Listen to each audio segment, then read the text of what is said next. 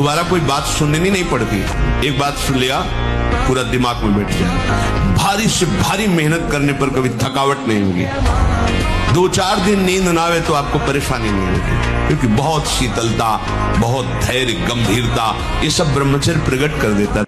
और पुष्टता जिसे बल कहते हैं वो तुम्हारे वीर्य में होती है। जिसको तुम खिलवाड़ समझते हो वो खिलवाड़ नहीं, तुम्हारी जीवनी शक्ति है। यदि संयम से ब्रह्मचर्य से रहो तो ना उतनी घी में ताकत है, ना दूध में ताकत है, ना किसी भी पदार्थ में ताकत, जो तुम्हारे ब्रह्मचर्य में ताकत है। भजन कर रहे हो, गंदे भोगों की आकांक्षा है, गंदी क्रिया करने की चेष्टा है, गंदे लोगों से मिलने की भावना है, क्या भजन कर रहे हो? कैसा भजन कर रहे हो? कहां भजन हो रहा है? यदि ये सब गंदी बातें बनी, धिक्कार है जीवन को। परमार्थ का पथिक होकर के कहां क्या दुर्दशा हो रही, क्यों हो रही है?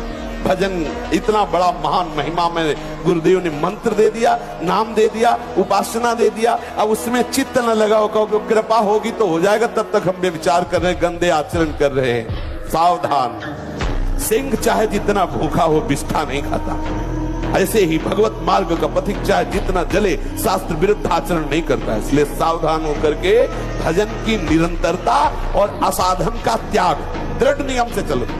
इसीलिए ब्रह्मा जी ने कहा कि जो अपने ज्ञान बल से ऊंचाई पर चढ़े, हमने उनको भ्रष्ट होते देखा है, लेकिन जिसने हे नंदन आपके चरणों का आश्रय ले लिया, बड़ी बड़ी ऊंचाइयों को हंसते हुए पार कर गए।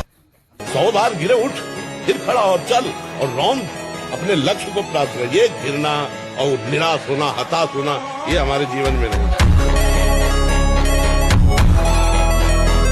जहां लग रहा है कि यहां गिर सकते, वहां संयोग ही न